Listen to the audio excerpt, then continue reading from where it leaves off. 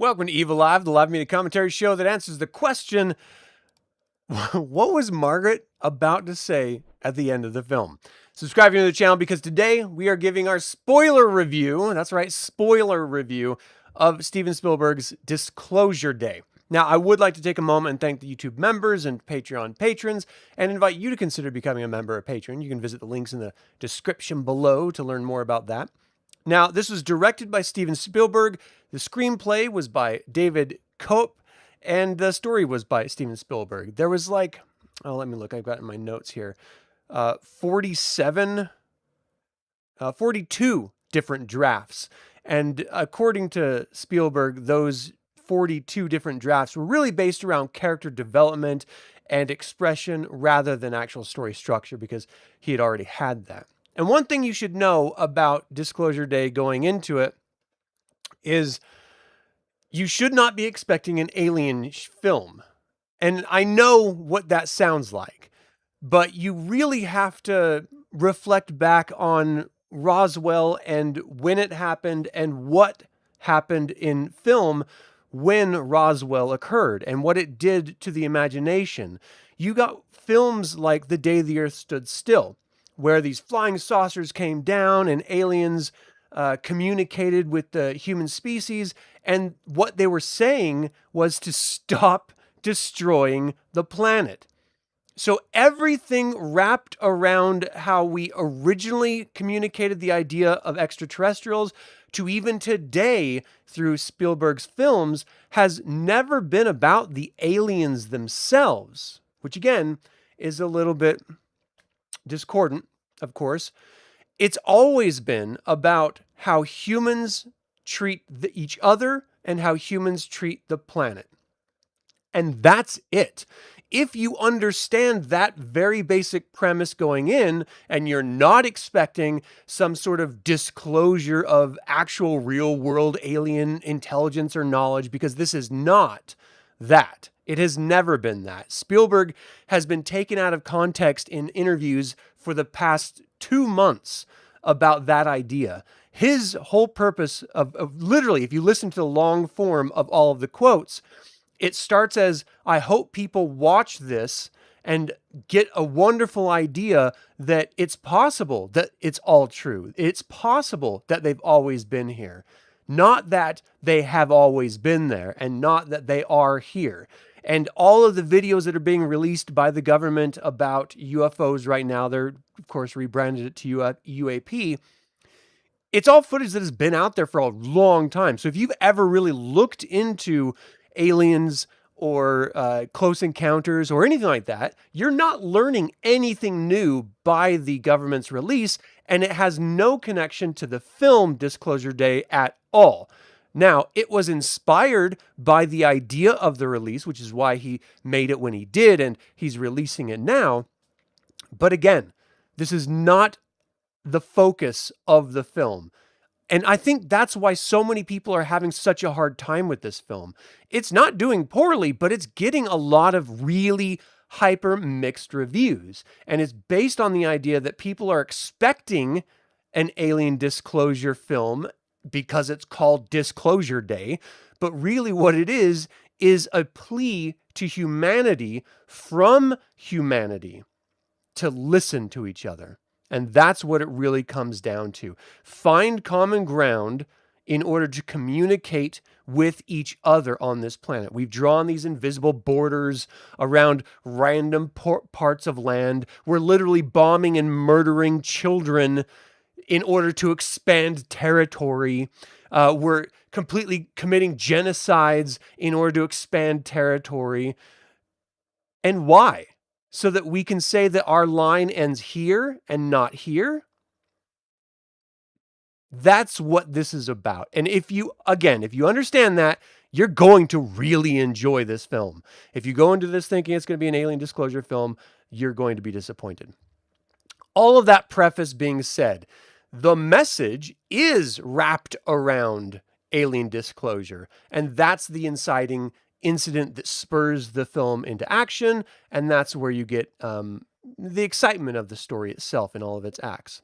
So I do want to give a note out here. Cinematography by Janusz Kaminski. This is someone he's been working with, Spielberg has been working with early on in his career, and it's where you get that visual style from Spielberg. There's scenes in this that are very reminiscent of all the way back to Close Encounters and, of course, Raiders of the Lost Ark. That's right. There's scenes where it just shows a person, dramatic lighting, dramatic shadows happening in the background, John Williams' beautiful score swelling, and just this moment of understanding or awe and wonder is playing on the screen from the actor, and you as the audience member cannot help but be wrapped up into it and drawn into that sense of wonder. I don't know any other filmmaker that I've ever seen a film from that can command an audience and fill them with a sense of wonder like Spielberg can. He created the summer blockbuster with Jaws, and literally the best action film ever made, full stop, action adventure film, I should say. Indiana Jones, Raiders of the Lost Ark. He did it. Like, it was between him and Lucas and Williams, and the three of them came together and created something that was truly spectacular. Now, I do not think that this film is on the same playing level as Raiders of the Lost Ark, but it is a very entertaining film, and it's a bit of a longer one as well, but in my opinion, it flew right by, and I completely enjoyed it. Look, I'm someone who watched the entire X-Files series when it was out. I love the idea of aliens, government conspiracies, because I do believe that it's all wrapped up in semblance of truth and reality. I want to believe desperately in aliens and extraterrestrials visiting mankind, and I believe that there's things that we cannot explain that lead to the presumption that it's either interdimensional or extraterrestrial or interterrestrial beings that we have footage of that is being slowly released. But if you've been in the community for a while, then you've already known about it. It's a thing, like it's a real thing. And that's why films like this and even his earlier remake of War of the Worlds were so awe-inspiring and exciting and wonderful, because there is a basis in a perceived reality and a perceived truth that aliens are not new to this planet and that they do engage in our skies and at times possibly even with other human beings. And that's an exciting premise. So all that being said, again, the music is by John Williams. I think he does a perfectly serviceable job in this. I've listened to the soundtrack twice all the way through at this point, and it's all just John Williams' score. It's not as memorable as anything else he's ever done. I mean, not even close. And it almost feels, if you're listening to the soundtrack alone, subdued and buried. But if you watch the film, and of course you're hearing the soundtrack, watching the film, you are swept up again in moments with that wonder. And that wonder is not just the cinematography, it's not just the story, it's not just the direction, it's also the score. And so it really tells you that it's the whole of his works that are amazing, not necessarily the individual elements. So you're not going to, listen to Raiders of the Lost Ark soundtrack and get swept up in it with this film's soundtrack. Whereas if you watch Raiders of the Lost Ark and then listen to Raiders of the Lost Ark soundtrack, you are going to get swept up into it. But Disclosure Day doesn't do that. So just understand that as well going in. Together, all the different components work beautifully. Separate them out, not so much. This was originally released on the 12th of June this past week, and just a couple days ago, and it's great. The log line is, if you found out we weren't alone, if someone showed you, proved it to you, would that frighten you? This summer, the truth belongs to 7 billion people. We are coming close to Disclosure Day. So it's playing, of course, through marketing on the release of supposedly UFO files from our government, and it's using that as a marketing push. But again, this is a human-centric story. This is not an alien-centric story. And I'm going to go into that in just a second even more. So it stars Emily Blunt, who does an amazing job. This is genuinely one of the best performances, if not the best performance I've ever seen from her. She plays the character Margaret Fairchild, and she's a Kansas City TV meteorologist and former journalist. She suppressed memories about having been abducted when she was a child, and her part in this story is sort of pushed based on an incident of a secret government organization called Wardex. It's really an independent corporation that handles UFO retrieval and the suppression of knowledge, and sort of tries to manage UFO. But an alien was being held by this corporation. It was rescued by some of the other people that worked there, and then that then spurred it triggered the other characters' awareness and awakening of the trauma that they experienced as children from being abducted. And it's all to communicate that human-centric message that is at the very, very end of the film. So it's all based around this idea of this alien that has been taken, which spurs everything into action. And then, of course, the story unfolds. So then the next character is Dr. Daniel Kellner. He's ex-con for hacking, and he was immediately upon being released from prison, hired up by the Wardex Corporation to work on their cybersecurity. He's played by Josh O'Connor, and it's a perfectly serviceable actor doing a perfectly serviceable role, but he's just not a standout as a character. I think it's more because of the script than it is because of the performance, but it's just Emily Blunt takes all screen time whenever she's on, and it's because that's in the script, and she's a great actress. So then we also have a character, the antagonist, played by Colin Firth. His name is Noah Scanlon, and he's actually the head of the Wardex Corporation, who is doing his best to recapture the leaked alien technology, documentation, footage, and the biological entity itself. So that's what he is hyper-focused on. So Dr. David Kellner is the one that stole all the information, not the alien, but all of the artifact and everything. He stole it and ran away, and so Colin Firth's character is going after him the whole time. Of course, we also have Jane Blankship, played by Eve Hewson, who does a great job when she's on screen as Daniel's girlfriend, and also the in to Noah Scanlon finding out where Daniel is throughout the whole film, because the whole premise is if you've been abducted, you are not able to be dropped in on. And that is all a way of saying the alien technology in this is just a little rod, basically, that you hold on to. It does a number of different technological things. Some would consider it magical because all alien science is magic until we explain it through science.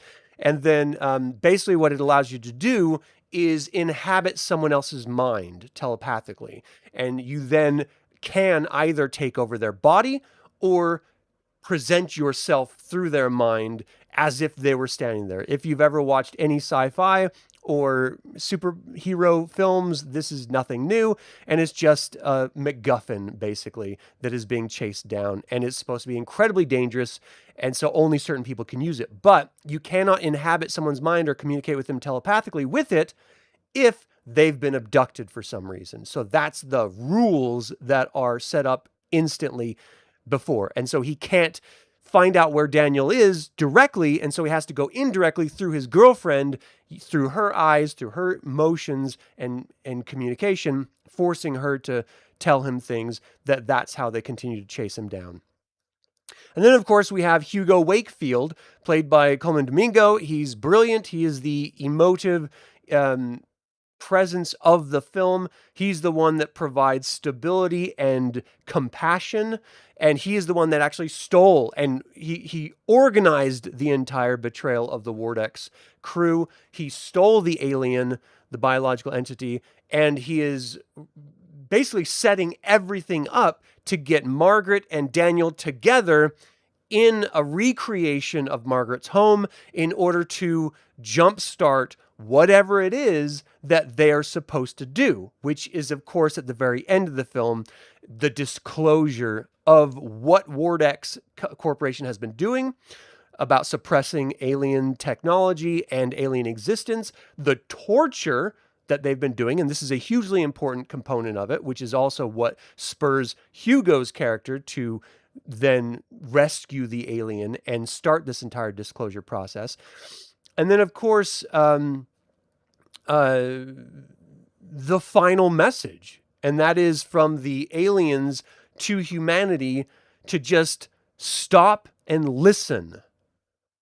You're destroying yourselves, and I'm extrapolating here, okay? It just literally ends with listen. And I audibly just burst out in the film at the end, because that's literally the closing scene. I'm just like, fuck you. My wife's like, what? I was like, they just ended it on that. There was something more she was going to say, but really that one line was the point of the whole film. So she didn't need to say more, but I want more because I want more alien stuff. But that's not what it's about. And so I think that's why people get all pissed off. Anyway, one of the foils of this is Margaret's boyfriend at the time, Jackson, who doesn't really believe her that she's going through these weird experiences, and he tries to get her back in the hospital. He basically is a foil to her character to stop her from fulfilling what it is she's trying to fulfill, which is reunite with Daniel like they did when they were children through their abduction, and then communicate. So basically what happened was, when Margaret and Daniel were children, they were both abducted by aliens. The aliens present themselves in the form of animals in order not to terrify the children, which makes perfect sense. And then they take them to a fairy tale cottage house from fairy tales, which makes perfect sense. You're not trying to scare the kids, but that cottage is actually the spaceship. And this is just the aliens using their own telepathy to imprint on the children's minds what they want to see. And that is a power that they gift to Margaret in order to then be the person who saves Daniel and reveals the disclosure about everything that's going on with aliens and everything, and deliver that final message. They communicate with Daniel so that he can actually understand and communicate through math with the aliens themselves, because math is the universal language. Regardless of where you go or come from, it is literally the only constant in all of our universe as we understand it thus far. And so it's always a communication device in every alien film. We just believe that it's a constant of understanding, math. So that's how people would communicate if you're from a different culture or a different species or a different planet, not through your own language, because of course you wouldn't know that, but you would know science, you would know math. So we're going to use that as the language barrier. So they imprint on Margaret the ability to use her empathy and telepathy in order to communicate, understand, and make people see what she wants them to see. And they imprint Daniel the ability to understand the aliens and everything like that. So together, it felt very sort of Ghostbustery. I'm the door master, I'm the gatekeeper, I'm the key master, I'm the gatekeeper, or something like that. That's the vibe I was getting, which I love Ghostbusters as a kid, so I don't really hate that that's the vibe I got from it, but it was a little bit silly in the context of the film. But they needed someone that was in the corporation to steal all the information, and they need someone outside of the corporation to deliver it all, and so they had to have two different main characters. They couldn't just do the same one. Arguably, you probably could, but it's more interesting with two, I think. In any case, so it starts with Daniel's character being chased. And then, of course, through his girlfriend, they're getting close to him and they're finding him. They're capturing him and he escapes and they capture him again. And then Margaret is actually sort of triggered with this cardinal popping into her house. It must be a stand-in for an alien or the communication of an alien, because that's what makes her able to get into other people's minds, understand their languages and communicate in different languages, but also make them see what she wants them to see through that intrusion of her mind into theirs. She does it mostly unknowingly until the very end, or the second act really, when she saves Daniel from the Wordex Corporation and they're about to really mess him up and, try to find out where the artifact is, because it's very, very dangerous. Not only does it allow you to drop in or invade people's minds, it also shows the power that it can make you invisible.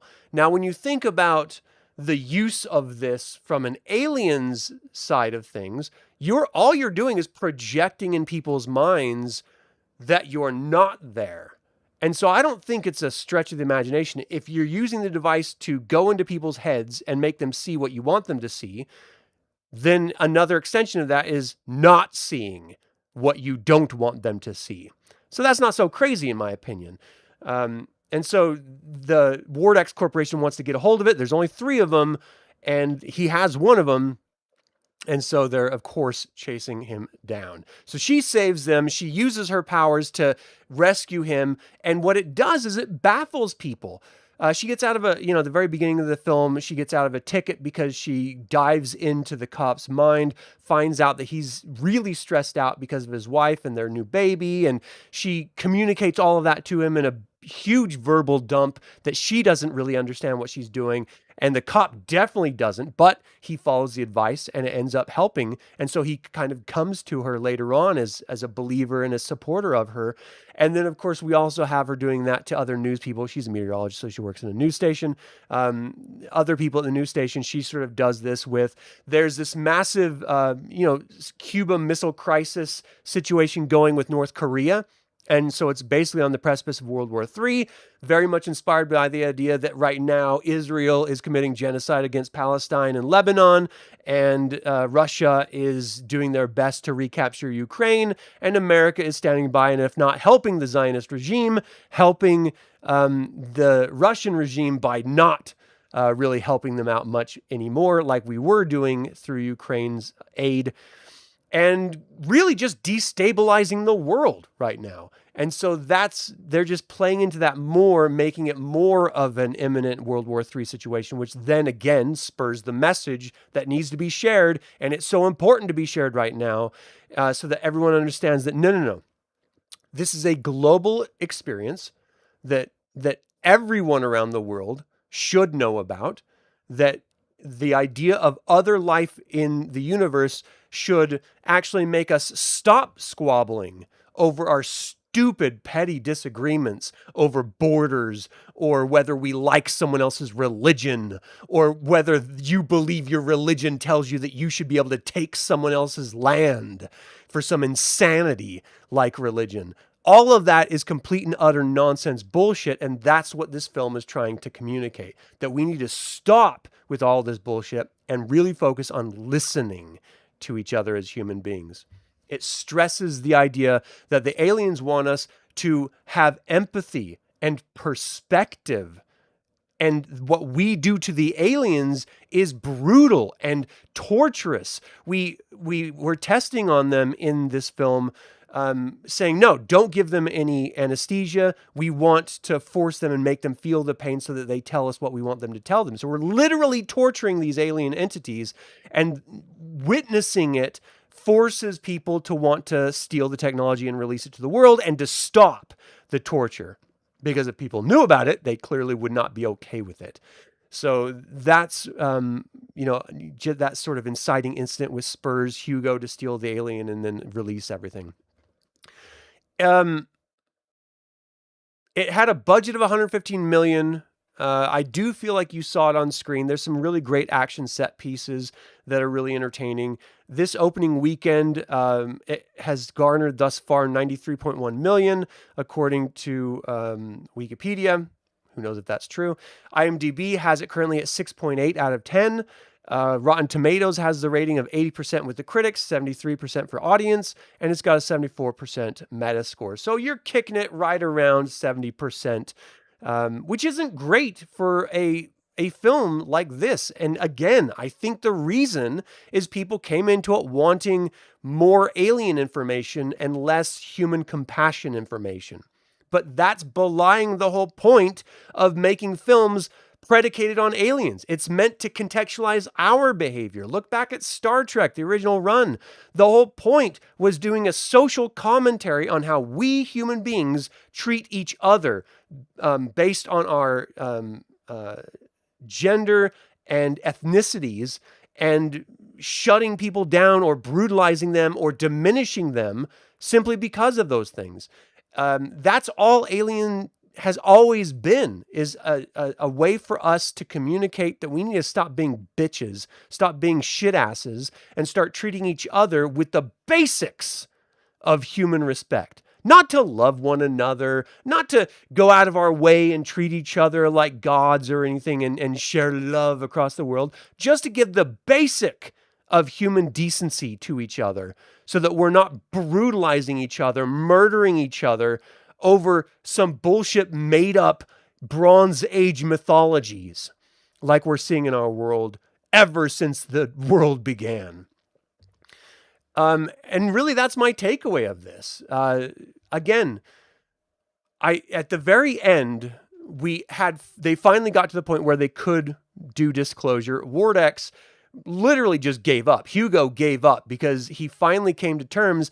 It wasn't Hugo that gave up. I'm sorry. It was Noah Scanlon, the leader of Wardeck Corporation that's been chasing down the information. At the very end, he finally gives up. And it inferred earlier between a conversation between Hugo and Noah that Noah used to be in this in order to disclose and share and understand aliens and broaden the horizon. But once his wife died, he sort of became mean and more cruel and started seeing it more as a source of power, and it changed him. And so Margaret's intrusion into his mind of seeing his wife really brought him back to the way he used to be. And I think that's why his character changed and gave up trying to stop disclosure at the very end of the film, because he realized that that's not who he was. He is a compassionate human being, and he just lost his way through the pain of loss, through his wife. And I thought that was a beautiful message as well. And so ultimately, Hugo brings out the biological entity. It shares a message with Daniel. Daniel then shares that message with Margaret, and Margaret then communicates it to the rest of the world. While all the footage is being released, this is the most powerful and impactful part. I've seen so many people's comments about this film after they've walked out of it, just sharing that they didn't understand why, but they all got incredibly emotional in the third act, bringing tears to their eyes. And I did too, and my wife did too, and everyone that has seen this with any semblance of perspective or empathy has felt this way. And I think it's because we're witnessing the cruelty, the worst of humanity. We're watching human beings, not just aliens that are blown up and, dead bodies that have been torn to pieces, which is a tough thing to look at as well, but also that all of this has been held from us collectively for whatever reason. And that it shows that we've been brutalizing these aliens, that they've been coming to us and either intentionally or unintentionally revealed themselves to us. And all we've done is hid it and used it as a leverage of power and control rather than communication and listening. And she is getting the main news anchor that it focuses on, that is sort of seeing all the footage as it's being shared at once with everyone else. And she's getting wrapped up emotionally in it.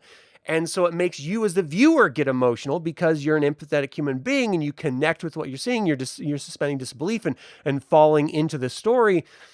And it's brilliant. And the ending is so powerful and so emotional that you can't help but be drawn into it. That sense of wonder and awe and sadness overwhelms you as an audience member. And I think that's the strength of this, is it makes an open emotional plea to human beings, and then it tells you at the very, very end, listen. And I thought it took me some reflection because I was pissed at first, but I thought it was a brilliant way to end it. And then watching interviews of Spielberg talking about what the film is actually about, and I get it. I totally get it. And I absolutely love it. And I would give it a much higher than 80%. Let me see if I gave it a rating. So I gave it 4 out of 5 evil eyes. I think 80%, 85% is a really great place to land on this for me, because it does what Day of the Earth Stood Still did. It sent a message about humanity through the MacGuffin of Aliens, and I think it's prescient. It is germane to how we are experiencing life right now, and it is something that, again, I think is an important thing. The basic of human respect. Don't love thy neighbor if you don't know them. Don't go out on a limb and be a martyr. But you don't have to be a dick. You don't have to be a shit ass. And I love that message that this film gave out. So, 4 out of 5 evil eyes. I think it's absolutely worth it. You should definitely check out this film. It did well already. I think it's going to continue to do well. And all the people that are disparaging it and saying how shitty it is, it's because they don't understand that it's not about aliens. It's about humans. And as long as you understand that, I think you're going to really enjoy it too. So, thank you guys so much for tuning in. What did you think of Disclosure Day? Did you want it to have some real world alien disclosure connection or more of a connection than it presented? Let me know in the comments below. Thank you to creator patrons Aaron Hardy and D. Robert Handy, producer patron David Galindo, developer patrons Chris Androu and Sam Ruiz, and all of the YouTube members. As always, like it or not, evil spelled backwards is live. So get out there and be evil.